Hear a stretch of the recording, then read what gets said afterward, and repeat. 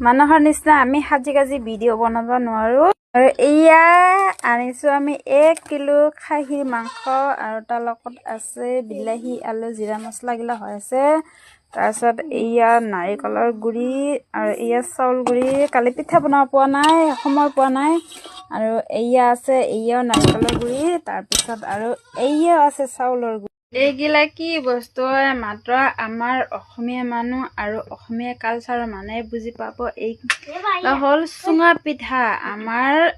কালি আমি দৈ লগত যেনেবা গাখীৰ দৈ লগত কালি আমি এয়া খাম এয়া আমি লাৰু বনাই আছো এয়া চাক লাইন লাইন লাৰু